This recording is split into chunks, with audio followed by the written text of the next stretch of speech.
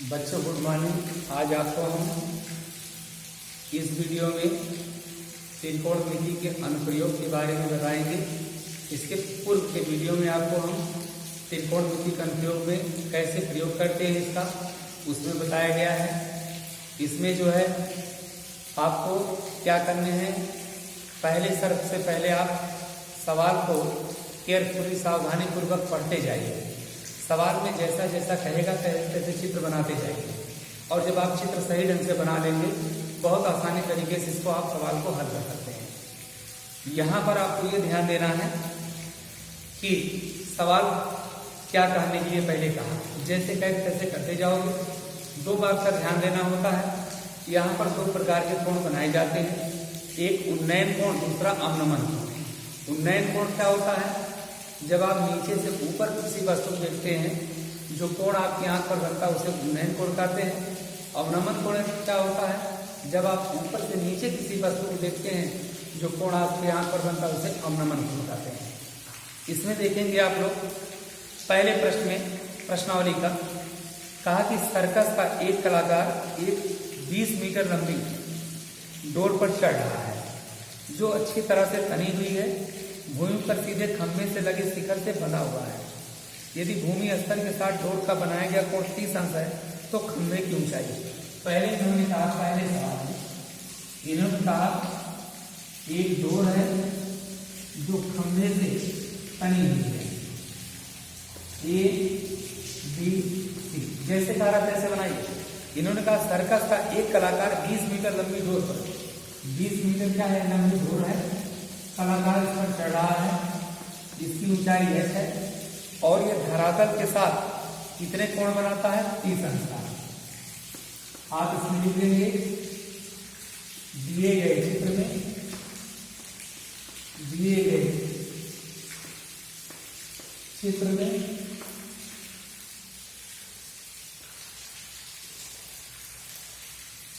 AC एक door है जिसकी लंबाई 20 मीटर है, जो धरातल के साथ 30 अंश का कोण बनाती है।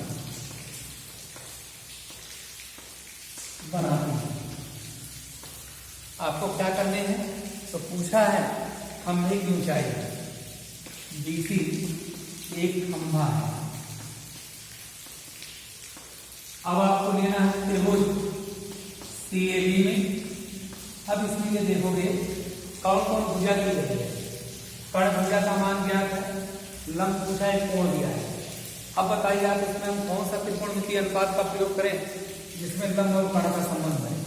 साइन का प्रयोग करोगे, साइन 30 बराबर लंब बटे में साइन 30 का मान 1/2, BC का मान ये बटे में, या h का मान आएगा 20/10 मीटर, यानी खंभे की ऊंचाई कितनी आ जाएगी, 10 मीटर। दूसरा प्रश्न देखिए, प्रश्न संख्या 2 में अब आपको दूसरे सवाल में दिया है आंधी आने से एक पेड़ टूट जाता है और टूटा हुआ भाग इस तरह से मुड़ जाता है कि पेड़ का शिखर जमीन को छूने लगता है और इसके साथ 30 अंश का कोण बनाता है। पेड़ के आधार से बिंदु की दूरी जहां पेड़ का शिखर जमीन के से 8 मीटर दूरी पर छूटा। देखिए ये कोई पेड़ है, ये लंबा पेड़ है, आंधी के कारण क्या होता है, पेड़ ऐसे टूट कर लटक जाता है। प्रश्नकर्ता ने कहा कोई पेड़ है जो आंधी से टूटकर इस बिंदु से लटक जाता है, A B C D।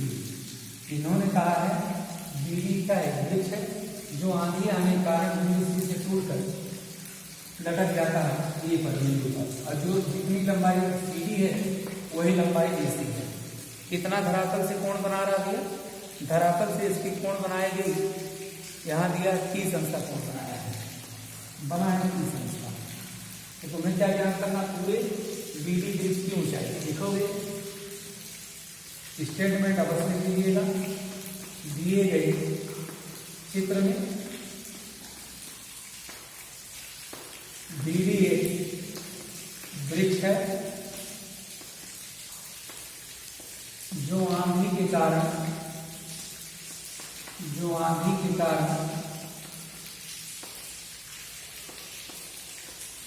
बिंदु सी से टूटकर जमीन पर जा गिरता है।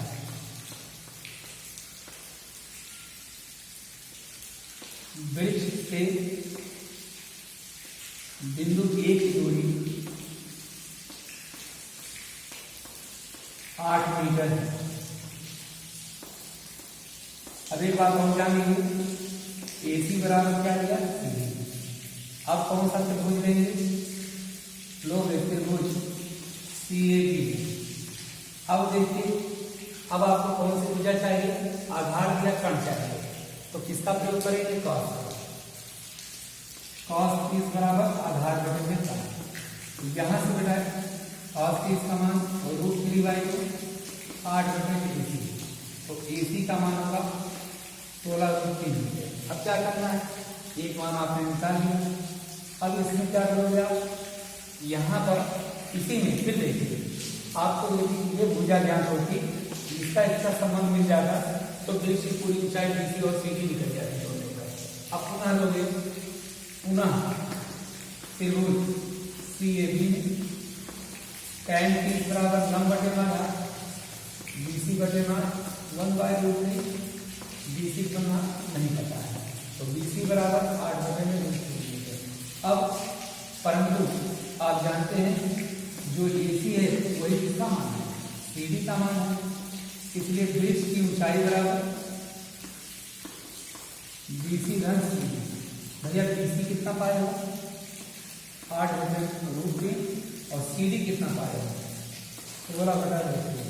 इन दोनों को जोड़ोगे तो 24 बटे √3 आएगा। सरलीकरण कर लीजिए तो 24 √3 बटे 3 24। तो वृक्ष की कुल ऊंचाई कितनी हो जाएगी? 8 मीटर। अभी उत्तर आ गया। इसी ढंग से आप आगे बढ़ेंगे सवाल संख्या 3 पर।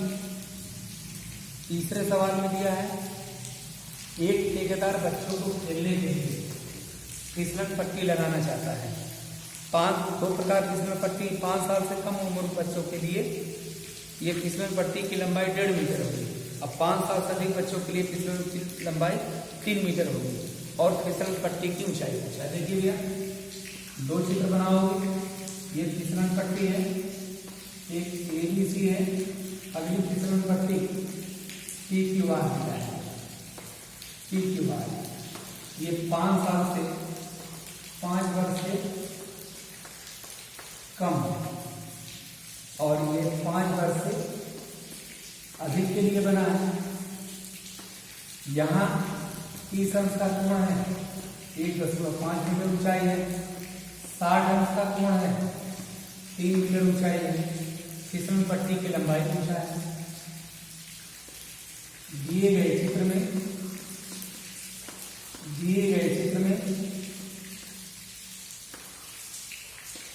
AC एक फिसलन पट्टी है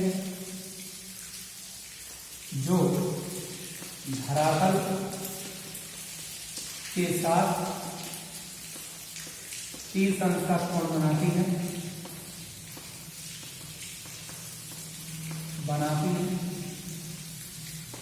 जिसकी ऊंचाई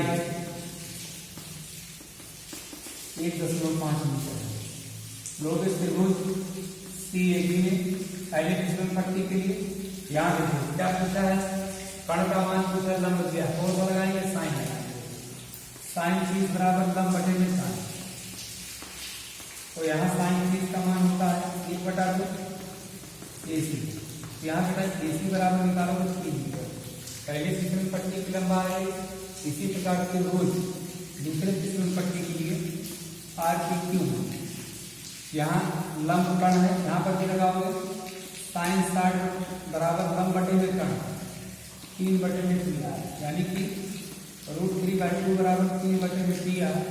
यहाँ हल करोगे तो पी आर बराबर होगा 6/√3, √3 से गुणा भाग कर दोगे तो पी आर बराबर 6√3/3, 3 गुना 6। इस फिल्म पट्टी की लंबाई 2√3 मीटर आ गई। इसी ढंग से आप पढ़ाएंगे सवाल संख्या 4। चौथे सवाल में देखिए बेटा दिया है भूमि के एक बिंदु से जो मीनार के आधार बिंदु से 30 मीटर की दूरी पर है। चौथे सवाल में जो कहा कैसे बनाएंगे, भूमि के एक बिंदु से जो मीनार के आधार बिंदु से 30 मीटर दूरी है। भूमि के एक बिंदु से जो आधार से छेदता है, कहा भूमि के बिंदु जो मीनार के आधार बिंदु से, मीनार का आधार बिंदु से 30 मीटर दूरी पर है। ए बी सी का है, ये मीनार है और कोई बिंदु ए है आधार से 30 मीटर दूरी पर है। मीनार के शिखर का उन्नयन कोण कितना है, 30 अंश है। तो मीनार की ऊंचाई कितना है लिखोगे, स्टेटमेंट क्या लिखेंगे, बी सी का एक मीनार है आधार से 30 मीटर दूरी है, कितने कोण बना सकते, 30 अंश का। अब तुम्हें पूछा क्या है, ये लंब का मान पूछा हुआ, कौन सा त्रिकोणमितीय अनुपात निकाले जिसमें लंब और आधार का संबंध है।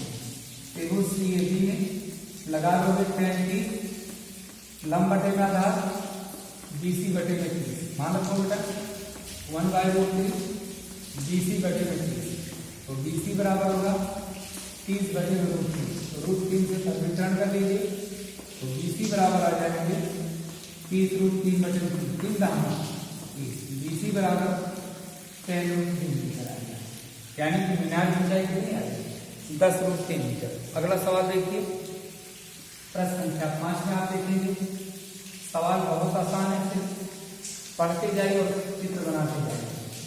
5वें में क्या दिया था, कहा कि भूमि से 60 मीटर की ऊंचाई पर एक पतंग उड़ाइए। देखिए भैया पतंग जब उड़ाएंगे तो जैसे इस तरह उड़ाएंगे तो पतंग उड़ाते समय आप कहाँ देखेंगे, नीचे से ऊपर देखेंगे।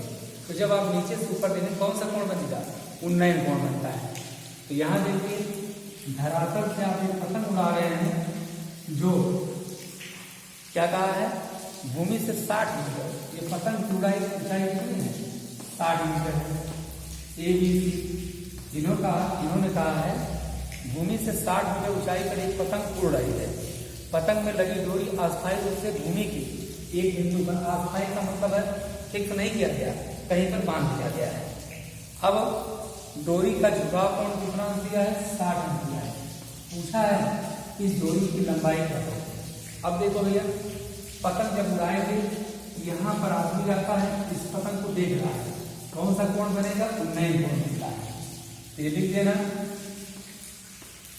AC के C बिंदु पर एक पतंग है, C बिंदु पर एक पतंग है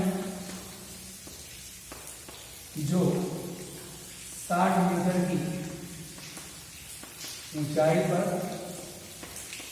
उड़ रही है। डोरी धरातल से 60 अंश का कोण बनाती है।